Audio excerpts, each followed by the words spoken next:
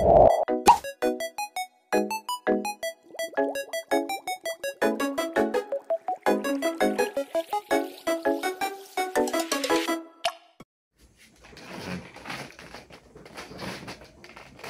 afternoon. My topic is Philippine Coast Guard. First is rank classification. Ang probationary ensign o PE ay nagsisilbing ranggo ng mga trainee na naghihintay ma-promote sa mataas na pwesto o maging isang official o probationary second lieutenant. Next is, ang Candidate Coast Guardsman or CCGM ay tumutukoy sa miyembro ng Coast Guardsman Course or CGC. Next is, ang Philippine Coast Guard ay binubuo din ng mga officers, non-officers, and non-uniform personnel. Next is number 2, officer rank distribution under ng Section 7 ng RA 9993. Dito ay sinasabi kung paano ibinibigay o napopromote ang isang ranggo ng opisyal sa Philippine Coast Guard. Ito ang proseso ng pagbibigay ng ranggo ay ganito: 2% for flag officers, 6% naman sa Coast Guard Captain, 18% sa Coast Guard Lieutenant Commanders, and 20% for Coast Guard Lieutenant at 42% for Coast Guard Lieutenant Junior Grade at Coast Guard's Ensign. Next is, under naman ng Section 8 ng RA 9993, sinasabi sa batas na ang Philippine Coast Guard ay dapat merong 22 star ranks of 22 star ranks. Binubuo ito ng isang Coast Guard Admiral, 1 Coast Guard Vice Admiral, 5 Coast Guard Rear Admiral, and 15 Coast Guard Commodores. Additional, merong limitasyon sa bilang ng ranggo ng Commodore and above. Ang promotion ng isang mataas na ranggo ay mapapalitan lamang kapag may bakanting posisyon. Number 3 is maximum tenure in rank. Under ng Section 9 ng RA 9993, ang ranggo ng Coast Guard Admiral at Vice Admiral at Rear Admiral ay meron lang 3 years para magserbisyo, at ang Coast Guard Commodore ay 5 years para magserbisyo, at 7 years naman sa Coast Guard Captain. At kailangan nilang magretiro kapag natapos ang kanilang designated years ng kanilang posisyon o tinatawag na compulsory retirement. Next is, under naman sa Section 10 ng parehong batas, ang mga opisyal na may ranggo, Coast Guard Commandant, Deputy Commandant at District Commander, meron silang 3 years para magserbisyo, maliban na lamang kung sila ay ma-relieve o mag-retire ng maaga. Number 4 is education and training. Coast Guardman Course, ito ay isang kurso na idinisenyo para sa mga apprentice, seaman o mga nagsisimula pa lamang sa Coast Guard. Next is advanced leadership management course. Ang Advanced Leadership Management Course ay isang kurso na sumasaklaw sa mga sub-course, kagaya na lang ng Senior Petty Chief Officer Course or SCPOC, kagaya rin ng Master Chief Petty Officer Course or MCPOC.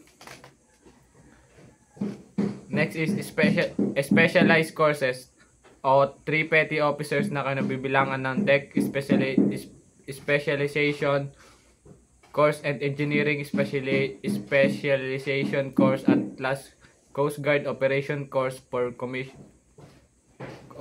Coast Guard Operation Course. Next is for commission personnel. Ang mga bagong itinalagang ensign ay kailangan mag-take ng Coast Guard Officer Course bago magpatuloy sa ibang kurso. Next is pagkatapos ng CGOC, ang mga opisyal ay magpapatuloy sa mga kursong Station Commander Course, Coast Guard Staff, Coast Guard General and Staff Course. Next is ang mga Senior Commission Officers ay may option na mag-master na Master in Nation Security Administration para sa karagdagang edukasyon. Next is training location. Training location. Ang training location nila is meron sa Bagak, Bataan for enlisted personnel. Next is Taguig City for Coast Guard officer. Next is Camp Aguinaldo, Quezon City for General Staff Course. Number 5 is Manners of Appointment.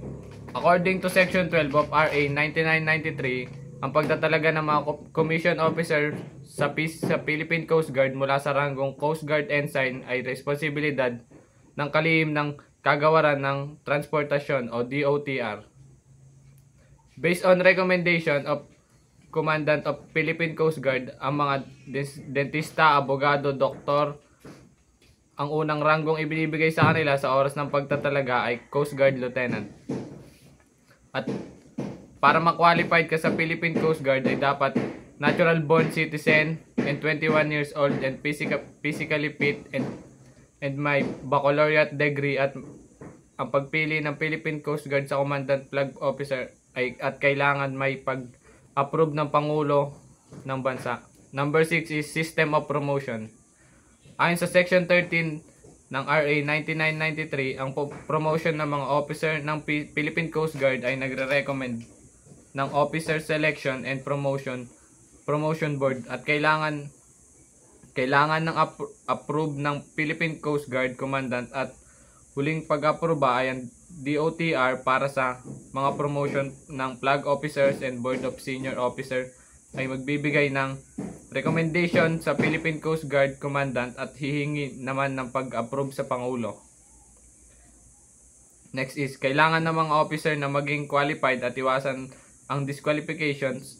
Ang disqualification, ang PCJ Commandant ay mag-a-approve ng promotion para sa mga non-officer at meron din special promotion para sa mga matatapang at nagtagumpay sa laban. At ang promotion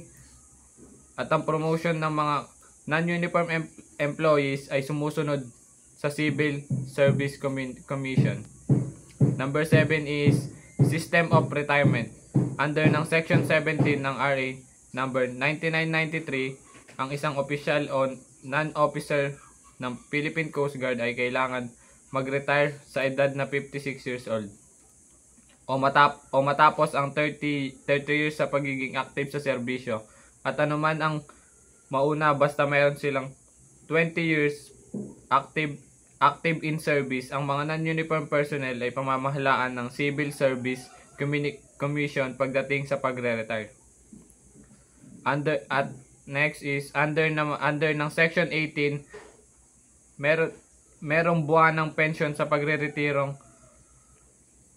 official. 50% ng kanilang base pay, longevity pay, and longevity pay ay calculated sa last rank bago sila magretiro. Number 8 is disciplinary machineries. Under Section 16 of RA 9993, ang mga kasong disiplinaryo ng Philippine Coast Guard officer ay non-officer ay ipoproseso sa ilalim ng AFP Military Justice System at ang kaso naman sa non-uniform personnel ay Civil Service Commission. Next is para sa mga non-uniform employees ng Philippine Coast Guard, ang mga disciplinary action ay sumusunod sa patakaran ng CSC. Bagamat kalintulad ng AFP at Philippine Navy ang proseso, kaya't ang mga non-uniform personnel ay under ng civilian agency. Ayun lamang. Thank you.